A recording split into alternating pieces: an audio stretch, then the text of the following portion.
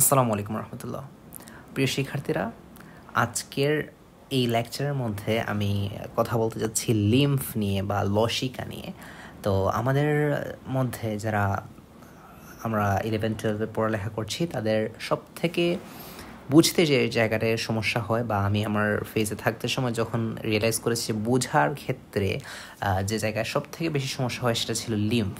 অর্থাৎ আমরা সব কিছুই বুঝি, আমাদের ব্লাড যে অধ্যায়টা আছে এই অধ্যায়ের মধ্যে কিছু কিছু কঠিন অংশ আছে, যেমন আমাদের যে ব্যারো রিসেপ্টর, এই ব্যারো রিসেপ্টর জিনিসটা কিংবা লিম্ফের জিনিস যেগুলো আছে ওইগুলো আমরা অনেকেই বুঝি না। তো আজকের এই লেকচারের মধ্যে আসলে আমি এক্সপ্লেন করার চেষ্টা করব লিম্ফ বা লসিকা এই জিনিসটা আসলে কী এবং এটা কীভাবে আমাদের বডিতে থাকে। তো প্রথমেই বলছি যে লিম্ফ এটা হচ্ছে মূলত একটা তরল। এখন কথা হচ্ছে এই তরলটা কি, কিভাবে আসে, কই থেকে আসে, কেন হয়, এইগুলা নিয়ে ডিটেলস কথা বলবো ইনশাল্লাহ। তো আমাদের তো হচ্ছে যে মনে করি আমি এখানের মধ্যে আমি একটা সেল আঁকলাম, হ্যাঁ। তো এই হচ্ছে আমাদের একটা সেল, এটা জাস্ট একটা আমি এমনি দেখানোর জন্য বললাম। তো আবার আমাদের কিন্তু বডিতে রক্তনালী আছে। তো এই হচ্ছে ধরি আমাদের সেই ধমনী, হ্যাঁ, আর্টারি। এই ধমনীর মধ্যে আবার এইদিকে চিন্তা করো আছে হচ্ছে যে কি আমাদের ভেইন বা শিরা। তো এগুলা তো আমরা সবাই জানি যে শিরা হচ্ছে কার্বন ডাইঅক্সাইড সমৃদ্ধ রক্ত পরিবহন করে, তারপর হচ্ছে ধমনী হচ্ছে আমাদের অক্সিজেন সমৃদ্ধ রক্ত পরিবহন করে। এখন এগুলা যে পরিবহন করবে, আমরা একটা জিনিস পড়েছিলাম যে রক্ত কী করে আমাদের কোষের মধ্যে নিউট্রিশনস দেয়, তারপর কোষের মধ্যে অক্সিজেন দেয়, তারপর হচ্ছে কোষ থেকে কার্বন ডাইঅক্সাইডগুলো নিয়ে চলে যায়। এই কথাগুলো পড়েছিলাম। কিন্তু যদি হচ্ছে যে আমাদের ব্লাড ভেসেল অর্থাৎ রক্তনালীর মধ্যে যদি আমাদের ব্লাডটা থাকে, অর্থাৎ আমি তো এইগুলোর মধ্যে দিয়ে ব্লাডগুলো পরিবহন করছে। এখন কথা হচ্ছে ব্লাড যদি শুধু এইগুলোর মধ্যেই থাকে তাইলে কি ব্লাডটা এই কোষকে নিউট্রিশন দিতে পারবে? কথা হচ্ছে না। ব্লাডটা কোষের মধ্যে বা সেলের মধ্যে ক্যাপিলারিস বা ভেসেলগুলোর মধ্যে থাকলে বা কৌশিক জালিকা কিংবা যে ধমনী শিরা এগুলোর ভিতরে থাকলে ব্লাড কখনোই সেটা নিউট্রিশনসটা পৌঁছে দিতে পারবে না সেলের মধ্যে। তাইলে সেক্ষেত্রে ব্লাড কী করবে? সেক্ষেত্রে ব্লাড যে জিনিসটা করবে, এই ব্লাডটা কিন্তু আরও একটা বিষয়ে দিয়ে ডিভাইড হয়ে যায়। সেগুলো ছিল হচ্ছে যে কৌশিক জালিকা। তোমরা পড়েছো আশা করি কৌশিক জালিকা কী জিনিস। এই কৌশিক জালিকাগুলো হচ্ছে মূলত আমাদের এগুলো হচ্ছে খুবই পাতলা লেয়ার। এই কৌশিক জালিকাগুলো পাতলা লেয়ার, এইগুলো আমি কৌশিক জালিকা আঁকার চেষ্টা করছি। এগুলো হচ্ছে খুবই পাতলা লেয়ার। এই কৌশিক জালিকা দিয়ে মূলত এই ব্লাডগুলো আমাদের সেলের মধ্যে নিউট্রিশনগুলো পৌঁছে দেয়। এখন কথা হচ্ছে কিভাবে পৌঁছে দেয়, এইবার হচ্ছে আমাদের আসল কথা। এখন ব্লাডের মধ্যে তো রক্তকণিকা আছে, তারপর হচ্ছে রক্তের মধ্যে কি আছে, তরল অংশ আছে, সলিড অংশ আছে, রক্তকণিকা আছে এবং কি থাকে। তো এই কৌশিক জালিকার প্রাচীরটা খুবই পাতলা, হ্যাঁ, এই কৌশিক জালিকার প্রাচীরটা খুবই পাতলা। যখন রক্ত এদিক দিয়ে প্রবাহিত হচ্ছে তখন দেখা যায় রক্তের যে রক্ত রস পোষণটা আছে বা আমরা যেটাকে বলি প্লাজমা, হ্যাঁ, সেই প্লাজমাটা কিছুটা লিক করে। কতটুকু লিক করে? অনেক বইয়ে লেখা আছে 10%। তাইলে প্লাজমাটা যখন লিক করে সেই প্লাজমাটা ইন্টারস্টিশিয়াল ফ্লুইড হিসেবে সে এসে জমা হয় এবং সেই ইন্টারস্টিশিয়াল ফ্লুইডটা হচ্ছে আমাদের সেলকে নিউট্রিশন দেয়। বিষয়টা কি বোঝা গেল কিনা? খুবই ভাইটাল একটা কথা বললাম আমি এখানের মধ্যে। যদি তোমরা বুঝতে পারো তাহলে তোমাদের জন্য খুব ইজি হচ্ছে। কারণ ব্লাড তো তার যে রক্তনালীর মধ্যেই সীমাবদ্ধ আছে। ব্লাড তো রক্তনালীর বাইরে বেরোচ্ছে না। তাহলে রক্তনালীর বাইরে কি জিনিসটা বেরোচ্ছে? রক্তনালীর বাইরে কি কখনো ব্লাড বের হয়? না, রক্তনালীর বাইরে ব্লাড বের হচ্ছে না। বরং ব্লাডের যে একটা অংশ অর্থাৎ সেলকে নিউট্রিশন দেওয়ার জন্য একটা অংশ, সেটা হচ্ছে ব্লাডের 10% সেই প্লাজমাটা ক্যাপিলারি বা কৌশিক জালিকা থেকে লিক হয়ে, কৌশিক জালিকার যেহেতু প্রাচীরটা খুবই পাতলা, সেখান থেকে লিক হয়ে এই যে ইন্টারস্টিশিয়াল স্পেস অর্থাৎ কোষের যে মধ্যবর্তী স্থান, সেই মধ্যবর্তী স্থানের মধ্যে সে এসে জমা হচ্ছে। এখানের মধ্যে মনে করো অনেকগুলো ফ্লুইড আছে। আমি বোঝানোর সুবিধার্থে আঁকছি, এটা কোনো জাস্ট একটা ডায়াগ্রামেটিক চিত্র এটা। তো এই যে 10% ফ্লুইড, এই ইন্টারস্টিশিয়াল ফ্লুইডটাই হচ্ছে আমাদের লসিকা বা লিম্ফ। এটা কতটুকু থাকে? এটা 4 থেকে 8 লিটার পর্যন্ত থাকতে পারে। তাহলে লিম্ফের যদি আমি এখন সংজ্ঞা বলি যে এটা খুবই ইজি, যে কি টিস্যু গঠনকারী যে বা টিস্যুর ফাঁকে ফাঁকে যে তরল থাকে, যে তরলটা হচ্ছে মূলত প্লাজমার নেয়, সেটাই হচ্ছে আমাদের লিম্ফ বা লসিকা, এবং যেটার মাধ্যমে মূলত কোষটা আমাদের নিউট্রিশনস পায়। কোষটা কিন্তু নিউট্রিশনস পাচ্ছে হচ্ছে, আমরা তো বলি ব্লাডের মাধ্যমে, তবে ব্লাড থেকে কিভাবে আসতেছে নিউট্রিশনসটা? এই লসিকার মাধ্যমে। তো পাশাপাশি এখান থেকে যে শুধু নিউট্রিশন পাবে না, কোষ থেকে বর্জ্য পদার্থ, এই কোষ থেকে বর্জ্য পদার্থ সেখানে এই লসিকাতে ড্রেন হবে, এবং তারপর সেই লসিকাগুলো আবার ড্রেন হবে কিছু লসিকা নালীতে, তারপর সেই লসিকা নালীগুলো গিয়ে ড্রেন করবে এই যে আমাদের কিতে, ভেইনে বা শিরাতে। তো এখন আমি এই বিষয়টা আসলে যদি তোমাদের বোঝাতে পারি, তাইলে আমি এই জিনিসগুলো মুছে নেই তোমাদের, যাতে আর একটু বুঝতে সুবিধা হয়। তাহলে আমি লসিকা থেকে কী কী কথা বললাম, যে লসিকা হচ্ছে যে টিস্যু গঠনকারী কোষের ফাঁকে ফাঁকে অবস্থিত তরলগুলা, বা টিস্যু গঠনকারী কোষের মধ্যবর্তী স্থান থাকা ইন্টারস্টিশিয়াল ফ্লুইড, যেটা হচ্ছে 10% হচ্ছে 10% লিকিং হয়, এবং যেটা হচ্ছে মূলত 4 থেকে 8%। এখন হচ্ছে লসিকার উপাদানটা। উপাদান, যেহেতু এটা হচ্ছে অনেকটা প্লাজমার মতো, এটার মধ্যে কোষবিহীন উপাদান থাকবে, কোষীয় উপাদানও থাকবে। তাহলে কোষীয় উপাদানের মধ্যে ইম্পর্টেন্ট যে কথাটা, সেটা হচ্ছে কোষীয় উপাদানের মধ্যে আমাদের শ্বেত রক্তকণিকা থাকে। শ্বেত রক্তকণিকা, এই শ্বেত রক্তকণিকার যে লিম্ফোসাইট, আশা করি লিম্ফোসাইট কি জিনিস তোমরা জানো? লিম্ফোসাইট, মনোসাইট এগুলো এখানের মধ্যে থাকে। এখানে কি কোনো আরবিসি থাকে? কথা হচ্ছে না, এখানে কোনো আরবিসি থাকে না, কারণ লিম্ফটা তো হচ্ছে একটা ফ্লুইড, কিন্তু আরবিসিগুলো একটু বড় সেল, তো সেই জন্য মূলত হচ্ছে, যদিও লিম্ফোসাইটগুলো বড় সেল, কিন্তু হচ্ছে যে কি এখানে আরবিসি থাকে না, কারণ এটা হচ্ছে সাদা তরল বা একটা লিম্ফ, যেহেতু এটার মধ্যে কোনো ধরনের আরবিসি থাকে না, তাহলে লিম্ফের মধ্যে কোনো আরবিসি থাকে না। তাহলে এইটুকু হচ্ছে যে আমাদের উপাদান আমরা বুঝতে পারলাম। তো এখন আসি, কোষবিহীন কিছু উপাদান আছে, বা এগুলো হচ্ছে কোষীয়। তাইলে আমরা যদি বলি কোষ বা কোষবিহীনই বলতে পারি, কোষবিহীন। তাহলে কোষবিহীন উপাদানের মধ্যে কি, যে কোষবিহীন উপাদানের মধ্যে আমাদের 94%ই হচ্ছে পানি, আর 6% কিছু উপাদান থাকতে পারে আমাদের, বিভিন্ন প্রোটিন 6%-এর মধ্যে থাকতে পারে, শর্করা, তারপর থাকতে পারে প্রোটিন, লিপিড থাকতে পারে, তাছাড়া কি থাকতে পারে, আমাদের বিভিন্ন রেশন পদার্থ থাকতে পারে, এগুলো থাকতে পারে, হ্যাঁ, যেমন ইউরিয়া, ইউরিক অ্যাসিড, ক্রিয়েটিনিন, এগুলো থাকতে পারে। লিপিড হিসেবে মূলত এখানে কাইলোমাইক্রনটা বেশি পাওয়া যায় এখানের মধ্যে, এগুলো হচ্ছে থাকে।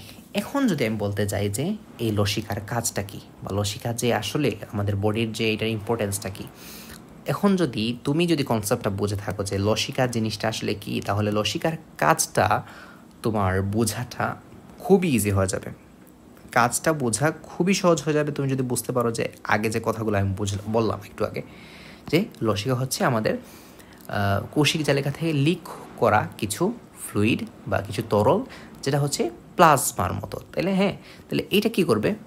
এটা মূলত প্রথম কাজ হচ্ছে এটার পরিবহন। কি পরিবহন করে? নিউট্রিশনস পরিবহন করবে, তাহলে পরিবহনের ভূমিকা রাখে। তাহলে কি করে? প্রোটিন পরিবহন করতে পারে, ফ্যাট পরিবহন করতে পারে, অক্সিজেন পরিবহন করবে সেলের মধ্যে, এক কথায় পরিবহন। এই পরিবহনটাতে ভূমিকা রাখবে। তাহলে কি কি পরিবহন করতে পারে? আমি যদি বলতে পারি আমিষ, প্রথম কথা হচ্ছে আমিষ বললাম, আচ্ছা ঠিক আছে, অক্সিজেন, তারপর শর্করা, এই অর্থাৎ খাদ্যবস্তু যাই আছে সব কিছু পরিবহন করবে। এখন আরেকটা বিষয় হচ্ছে, এটা কিন্তু প্রতিরক্ষাও দেয়, প্রতিরক্ষা। এখন কথা হচ্ছে আমি যদি তোমাকে প্রশ্ন করি যে প্রতিরক্ষা কিভাবে দেয়, কারণ লসিকার মধ্যে তো অলরেডি শ্বেত রক্তকণিকা আছে, আর তোমরা জানো যে শ্বেত রক্তকণিকা হচ্ছে আমাদের ডিফেন্সিভ সিস্টেমের মধ্যে কাজ করে, তাহলে অফকোর্স প্রতিরক্ষাও দিবে এটা। তাহলে এইটা প্রতিরক্ষা দিচ্ছে, তারপর হচ্ছে আমাদের পরিবহন করছে। তাছাড়া এখানের মধ্যে তো বর্জ্য পদার্থ ড্রেন করছে। আমি আগে যেমন বললাম যে সেল থেকেও কিন্তু বর্জ্য পদার্থ এখানে এসে কি হয়, মানে এখানে এসে ড্রেন করে। তো যেহেতু এখানে কী করে, তাহলে এখানে বর্জ্য পদার্থ নিষ্কাশন, তাহলে আমি বলতে পারি যে বর্জ্য পদার্থ নিষ্কাশন। তাহলে আমি কি পেলাম?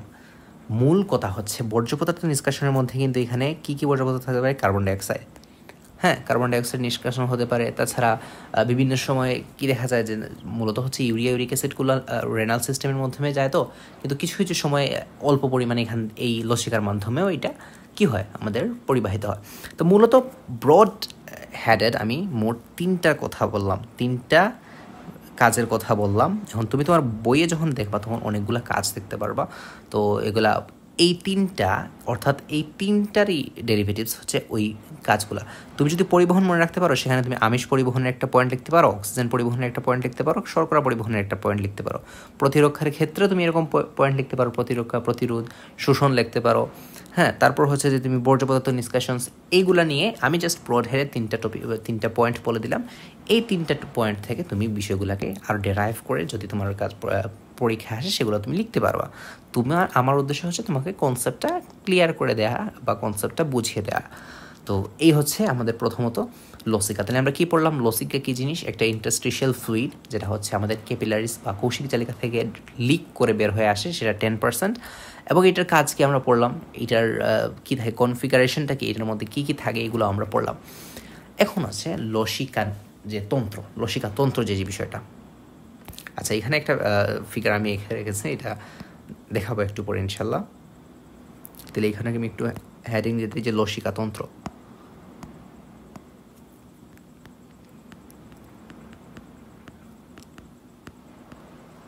কথা হচ্ছে লসিকা তন্ত্র কি? সব কিছুর একটা সিস্টেম আছে, হ্যাঁ।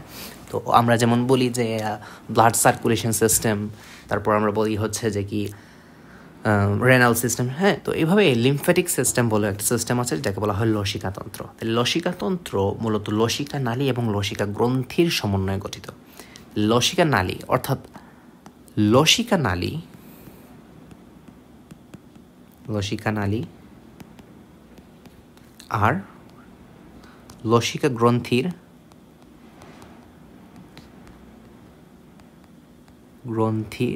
গ্রন্থি বানান মনে হয় ভুল হয়ে গেছে,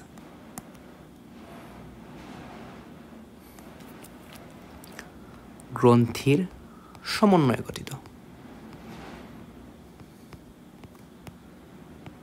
এখন কথা হচ্ছে এই লসিকা নালী কি? এই লসিকা নালী, 2টা মেজর লসিকা নালী আমরা বডির মধ্যে পাই, সেটা ছিল ডান লসিকা নালী, হ্যাঁ, আরেকটা ছিল থোরাসিক ডাক্ট বা বক্ষীয় লসিকা নালী বা এরকম কিছু একটা। তো ডান লসিকা নালী এটা বলতে পারি আমি, আর এদিকে হচ্ছে বক্ষীয়, বা বক্ষীয় যদি আমি বলি থোরাসিক ডাক্ট, বক্ষীয় হবে, বক্ষীয় লসিকা নালী। এখন কথা হচ্ছে যে এগুলা, আর লসিকা গ্রন্থি, এই যে লসিকা গ্রন্থি, এগুলো হচ্ছে লিম্ফ নোডস। এগুলা কী জিনিস? তুমি যদি দেখতে পারো যে অনেক সময় অনেকের ইনফ্লেমেশন থাকে,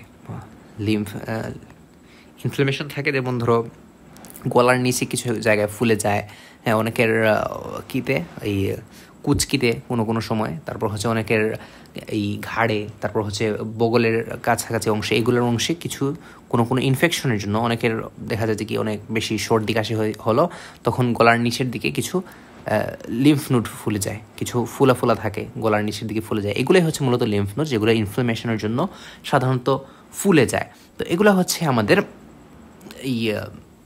এগুলো কিছু বেশ ভাইটাল লিম্ফ নোড। এগুলো মূলত ফুলাই থাকে সাধারণত, এগুলো দেখতে কিছুটা ফুলাই থাকে, কিন্তু তারপরও স্টিল এগুলো যদি ইনফ্লামেশন হয় সেক্ষেত্রে এগুলো আরও বেশি ফুলে যায়। তো এই যে লসিকা নালী বললাম এবং লসিকা গ্রন্থি, তো আমাদের বডির মধ্যে মোট 5 ধরনের লসিকা গ্রন্থি আছে। তাহলে 5 ধরনের মধ্যে লসিকা গ্রন্থির মধ্যে আমি জাস্ট নামগুলো বলে যাই, তোমরা এগুলা যখন বই পড়বা তখন পড়বা, কারণ এগুলা ইন ডিটেলস তোমরা বইয়ে জাস্ট রিডিং দিলেই তোমরা বুঝতে পারবা। তাই এইগুলোর মধ্যে 5টা কি আছে, যে আমাদের আছে এই টনসিল, কি লিখতেছে, আমাদের হবে টনসিল, প্লিহা, তাছাড়া থাকবে থাইমাস। এগুলো কিন্তু বেশ ইম্পর্টেন্ট বা ভাইটাল মানে আমাদের অর্গান। এই অর্গান সম্পর্কেও কিন্তু জানতে পারো। যখন তুমি বইয়ে পড়বা এগুলো লসিকা নালী গ্রন্থি হিসেবে না, বরং এগুলো অর্গান হিসেবে তুমি একটু পড়বা। তাছাড়া কি আছে আমাদের রেড বোন মেরু বা বোন মেরু, লাল অস্থিমজ্জা যেটা। তাহলে এখানে কি এলো 1 2 3 তাহলে আর কি কিন্তু থাইমাস, টনসিল, হ্যাঁ আর লিম্ফ নোড, এই যে লিম্ফ নোডস, এই হচ্ছে টোটাল। তাছাড়া এখান থেকে একটা ইনফরমেশন দিয়ে রাখা ভালো যে মানবদেহে প্রায় 400 থেকে 700টা লিম্ফ নোড আছে। এটা ভেরি ভেরি ইম্পর্ট্যান্ট একটা কথা যে মানবদেহের লিম্ফ নোডগুলো আছে। এই লিম্ফ নোডগুলো আমি কি বললাম, এই যে আমাদের গলার নিচে থাকে, তারপর হচ্ছে যে আমাদের কিতে থাকে, কুচকিতে থাকে, ঘাড়ে থাকে। এগুলো দেখলেই আমরা বুঝতে পারি অনেকগুলো লিম্ফ নোড আছে। তো এই লিম্ফ নোডগুলোই আমাদের ইন্ডিকেট করে হচ্ছে যে আমাদের এই কোনো সমস্যা আছে কিনা। তাছাড়া আমরা একটা ডিজিজের কথা বলবো এই ক্লাসের শেষে, তখন আসলে বিষয়গুলো আরও ক্লিয়ার হবে। তো এখানে যে ফিগারটা আমি এঁকে রেখেছি সেটাকে বলা হয় থোরাসিক ডাক্ট বা থোরাসিক লসিকা নালী। হ্যাঁ, তাহলে থোরাসিক ডাক্ট, এই যে এটা হচ্ছে থোরাসিক ডাক্ট, আমি একটু মার্ক করি, এটা হচ্ছে থোরাসিক ডাক্ট।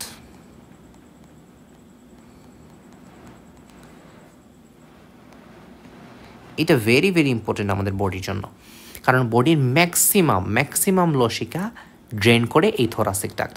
আমি এখন একটু মেকানিজমটা একটু শর্টভাবে বলে দেওয়ার চেষ্টা করি, একদম জিস্টটা বলে দেওয়ার চেষ্টা করি। তো এই হচ্ছে আমাদের মনে করি ভেইন, এদিক হচ্ছে আমাদের আর্টারি। তো এই ভেইন এবং আর্টারির মধ্যে সংযোগ স্থাপন করে হচ্ছে যে ক্যাপিলারিজ বা কৌশিক জালিকা। তো এই আমি চিন্তা করে নিলাম এখানের মধ্যে একটা সেল আছে। হ্যাঁ, জাস্ট ডায়াগ্রামেটিকভাবে আমি এই সেলটা আঁকার চেষ্টা করলাম। এই হচ্ছে আমাদের 3টা সেল আছে। তো লসিকা কী করবে, এখান থেকে লিক করে এখানের মধ্যে এসে জমা হবে, এই ইন্টারস্টিশিয়াল ফ্লুইডের মধ্যে জমা হবে, এবং এইখান থেকে অক্সিজেন, তারপর হচ্ছে কার্বস, হ্যাঁ কার্বোহাইড্রেট, তাছাড়া এখান থেকে যদি নিউট্রিশনস যদি আমি বলি, এইসব কিছু এখানে আমাদের সেলের ভিতরে প্রোভাইড করতেছে। এগুলো সেলের ভিতরে প্রোভাইড করতেছে। তারপর হচ্ছে আমাদের অ্যান্টিবডি, এগুলো সেলের মধ্যে প্রোভাইড করতেছে। হ্যাঁ, প্রোটেকশন দিচ্ছে এগুলা। এখন এইখান থেকে আবার সেল থেকে এইগুলো এসে যুক্ত হচ্ছে আমাদের এই যে এই লিম্ফের মধ্যে, সেল থেকে এই লিম্ফের মধ্যে কি আসতেছে, কার্বন ডাইঅক্সাইড আসতেছে, তাছাড়া বিভিন্ন বর্জ্য পদার্থ এই লিম্ফের মধ্যে চলে আসতেছে। এর পরবর্তীতে এই লিম্ফগুলা কিছু লিম্ফ নালী গঠন করে। হ্যাঁ, লিম্ফ নালী গঠন করে, এগুলা তারা কিছু এই লিম্ফ লসিকা নালী গঠন করে, এবং এই লসিকা নালীগুলা গিয়ে ড্রেন করে হচ্ছে যে দেহের সব থেকে বড় যে লসিকা নালী যেটাগুলো আছে, যেমন আমি 2টার কথা বললাম, থোরাসিক ডাক্ট, এটা হচ্ছে আমাদের ডান লসিকা নালী, আরেকটা হচ্ছে আমাদের থোরাসিক লসিকা নালী, এগুলোর মধ্যে গিয়ে ড্রেন করে। এবং এখন আসি আমি এইটা জাস্ট মাত্র যে ছবিটা আঁকালাম সেই ছবিটা দেখি। এই ছবির এই অংশটা হচ্ছে, এটাকে বলা হয় সিস্টার্না কাইলি। হ্যাঁ, সিস্টার্না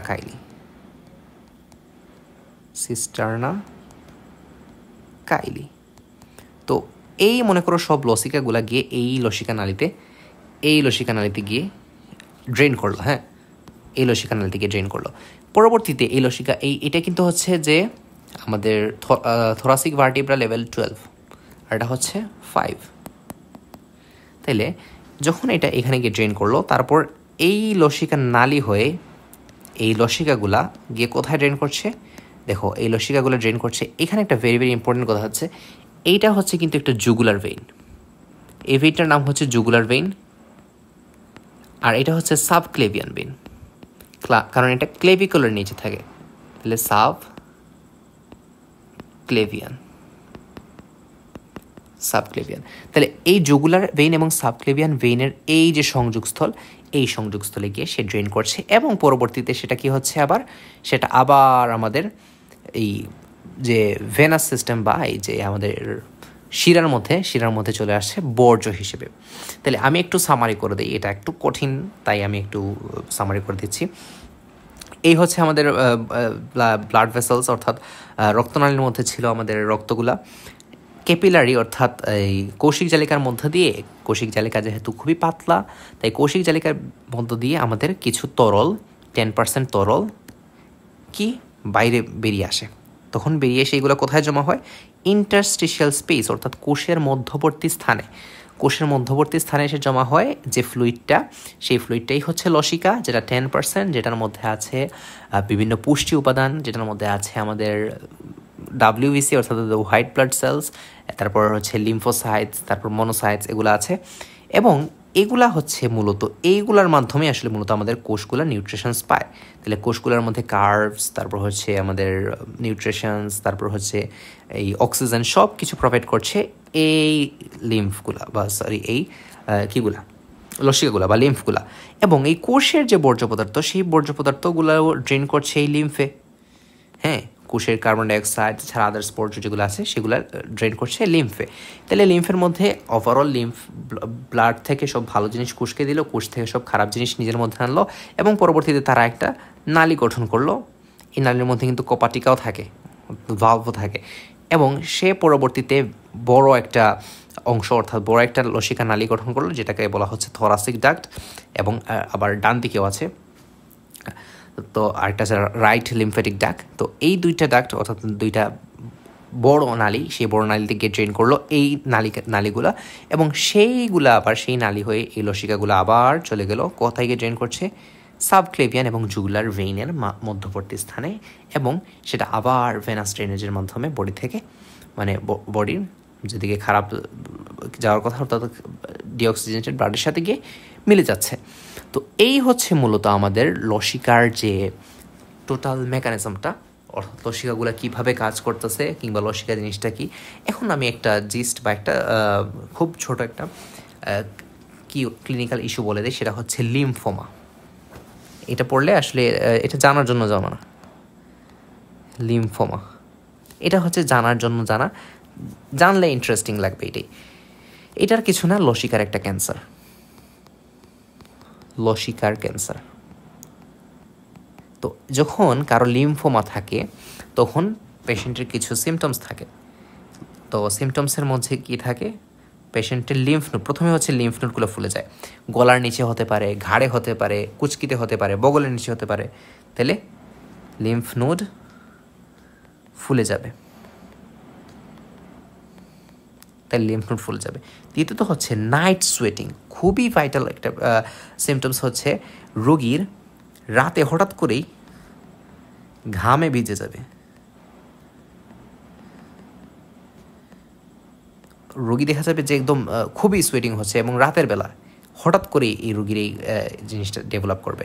তাছাড়া আরও সিমটমস থাকবে, রোগীর বেশ কিছুদিন থেকে জ্বর থাকবে, জ্বর, দুর্বলতা তো অবশ্যই থাকবে, দুর্বলতা এগুলো থাকবে। তারপর হচ্ছে আমাদের রোগীর পেট ফুলে যেতে পারে,